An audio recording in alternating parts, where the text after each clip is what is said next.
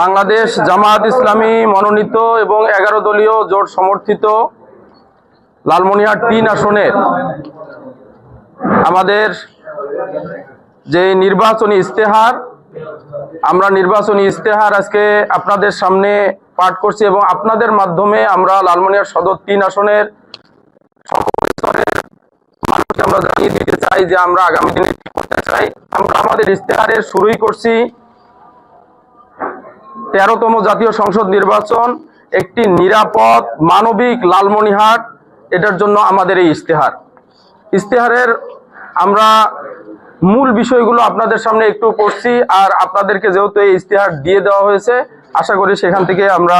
সবকিছু পেয়ে যাব ইনশাআল্লাহ। আমরা ইস্তেহারের কয়েকটা দফা রেখেছি। প্রথম দফা রেখেছি আমরা শিক্ষা খাত, দ্বিতীয় রেখেছি কৃষি খাত, তৃতীয় হলো যোগাযোগ দুর্যোগ ব্যবস্থাপনা ও পুনর্বাসন খাত, চতুর্থ চিকিৎসা খাত, পঞ্চম দারিদ্র্য বিমোচন, ষষ্ঠ বনায়ন, সপ্তম পর্যটন কেন্দ্র, অষ্টম নদী, নবম হলো যুব ও ক্রীড়া খাত, দশম হলো সুশাসন উন্নয়ন ও সামাজিক সুরক্ষা। এখান থেকে মৌলিক কয়েকটা বিষয় শুধু আপনাদের সামনে আমি পাঠ করেই শেষ করব ইনশাআল্লাহ। সম্মানিত সাংবাদিক বন্ধুগণ, আমরা প্রথম যেটা রেখেছি সেটা হলো শিক্ষা খাত। শিক্ষা খাতে আমরা রেখেছি যে মানসম্মত ও শতভাগ সাক্ষরতা নিশ্চিতকরণ, প্রতিটি ইউনিয়নে প্রয়োজনীয় অবকাঠামো সহ ডিজিটাল সুবিধা সম্পন্ন স্মার্ট স্কুল স্থাপন, কারিগরি শিক্ষার প্রতি বিশেষ গুরুত্ব আরোপ, ইউনিয়ন ভিত্তিক ফ্রিল্যান্সিং ও আইটি প্রশিক্ষণ কেন্দ্র স্থাপন করে তরুণদের প্রশিক্ষণের আওতায় আনয়ন,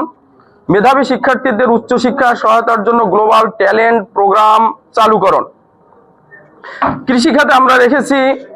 ধান, ভুট্টা, আলু সহ সকল প্রকার সবজি ও ফসলের ন্যায্য মূল্য নিশ্চিত করতে এখানে কৃষক বাজার স্থাপন, কৃষি উপকরণে ভর্তুকি ও ডিজিটাল কৃষি সেবা প্রদান, তিস্তা চরাঞ্চলে ভাসমান কৃষি প্রকল্পের উদ্যোগ গ্রহণ, কৃষি পণ্য সংরক্ষণের অধিক সংখ্যক কোল্ড স্টোরেজ ও প্রক্রিয়াজাতকরণ কেন্দ্র স্থাপন, মানুষের অর্থনৈতিক মুক্তি ও বেকারত্ব দূরীকরণের লক্ষ্যে এই অঞ্চলে একটি অর্থনৈতিক জোন প্রতিষ্ঠা, কৃষকদের বিনা সুদে ঋণ প্রদান, আলু, গম, ভুট্টা এবং আম কেন্দ্রিক ফুড প্রসেসিং ইন্ডাস্ট্রি চালুকরণ। তৃতীয়ত যোগাযোগ ব্যবস্থায় আমরা রেখেছি লালমনিরহাট সদর উপজেলার সকল কাঁচা রাস্তাকে অগ্রাধিকার ভিত্তিতে পাকাকরণের উদ্যোগ গ্রহণ,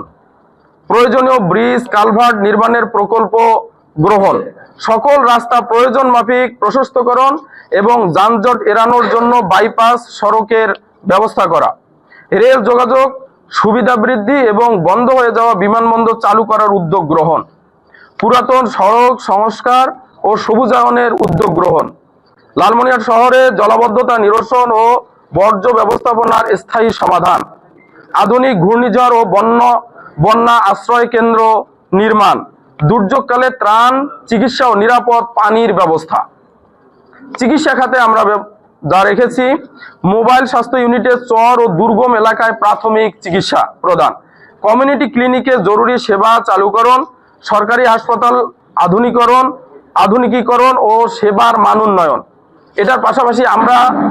এই বিষয়টা আপনাদেরকে বলি যে আমরা হাসপাতালে ওয়ান স্টপ সার্ভিস চালু করার আমরা ব্যবস্থা করব ইনশাআল্লাহ। ওয়ান স্টপ সার্ভিস, স্বাস্থ্যগত খাতে সকল বিভাগে সুচিকিৎসা নিশ্চিত করা, বেসরকারি হাসপাতালে চিকিৎসার মান নিশ্চিত করা, ইউনিয়ন ভিত্তিক কমিউনিটি ক্লিনিকের মাধ্যমে স্বাস্থ্যসেবা জনগণের দোরগোড়ায় পৌঁছে দেওয়া, গ্রাম পর্যায়ে মাতৃত্বকালীন সেবা, নারী ও শিশুদের পুষ্টি নিশ্চিতে পারিবারিক স্বাস্থ্য কর্মসূচি চালুকরণ, প্রতিটি ওয়ার্ডে হেলথ ভলান্টিয়ার নিয়োগ, মডেল গ্রাম প্রকল্পে শিক্ষা, স্বাস্থ্য, বাসস্থান ও পয়ঃনিষ্কাশন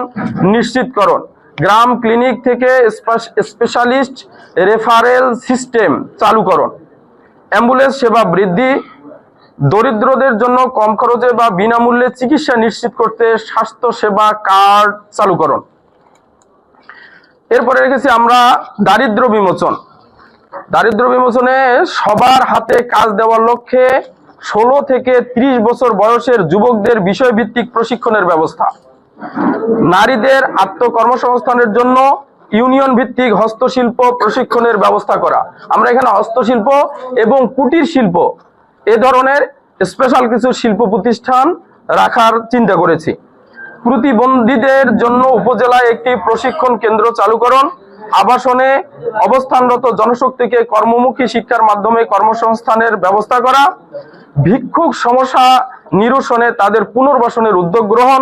বেকারত্ব দূরীকরণ ও অর্থনৈতিক কর্মকাণ্ডে বিশেষ প্রণোদনার ব্যবস্থা, ওয়ান ফর অল প্রকল্পের মাধ্যমে প্রতিটি পরিবারে অন্তত একজন দক্ষ ও কর্মক্ষম সদস্য গড়ে তোলার জন্য পেশাগত নেটওয়ার্ক তৈরি করা। বনায়নে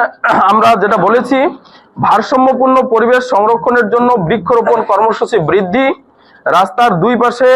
বনায়ন নিশ্চিতকরণের মাধ্যমে পরিবেশের ভারসাম্য রক্ষাকরণ, শিক্ষা প্রতিষ্ঠান সমূহে ব্যাপক ভিত্তিক বৃক্ষরোপণ, পৌরসভা সহ শহরের সৌন্দর্য বৃদ্ধির জন্য বনসাই পরিকল্পনা বাস্তবায়ন, বৃক্ষরোপণ কর্মসূচি হিসেবে প্রতি বছর বৃক্ষ মেলার আয়োজন করা।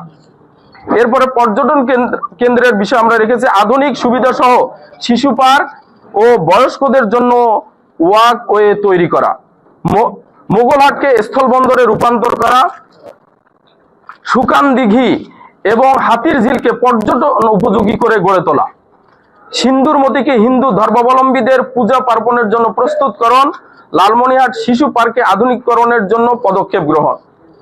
নদীর ব্যাপারে আমরা বলেছি তিস্তা ও ধরলা নদীর ভাঙ্গন রোধে প্রয়োজনীয় বাঁধ নির্মাণ,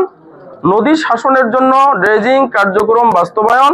নদী ভাঙ্গন এড়াতে ভাঙ্গন প্রবণ প্রতিটি পয়েন্টে ব্লক ও ডাম্পিং জিও টিউবের মাধ্যমে স্থায়ী ও টেকসই বাঁধ নির্মাণ, ভাঙ্গন রোধে ও পরিবেশের ভারসাম্য রক্ষায় নদীর তীরে বিভিন্ন প্রজাতির গাছ লাগানো, নদী ভাঙ্গন রোধে অবৈধ বালু উত্তোলন বন্ধকরণ। 9 আমরা বলেছি যুব ও ক্রীড়া খাতে তরুণ যুবকদের খেলাধুলা ও সাংস্কৃতিক চর্চার জন্য প্রতি ইউনিয়নে ইউথ ক্লাব ও খেলার মাঠ স্থাপন, প্রতিটি শিক্ষা প্রতিষ্ঠানের খেলার মাঠ সম্প্রসারণ ও ক্রীড়া সামগ্রী সরবরাহ, সুশাসন উন্নয়ন সামাজিক সর্বশেষ যেটা আমরা বলেছি নির্বিশেষে নিরাপদ লালমনিরহাট সদর গড়ে তোলা, ওয়ার্ড পর্যায়ে গণশুনানি ও জন তদারকি, দুর্নীতি বিরোধী পর্যবেক্ষণ কমিটি গঠন, মাদক ও সন্ত্রাস মুক্ত লালমনিরহাট সদর গঠন করা,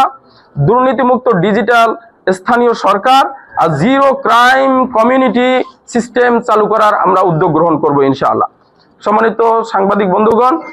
এর মাধ্যমেই আমাদের যে নির্বাচনী ইস্তাহার এটা আপনাদের সামনে আমরা তুলে ধরলাম। আশা করি আপনাদের মাধ্যমে আমরা আমাদের লালমনিরহাট সদর 3 আসনের যে জনগণ আছেন, ভোটার বৃন্দ আছেন, তাদের কাছে আমরা এটা পৌঁছাতে পারবো ইনশাআল্লাহ।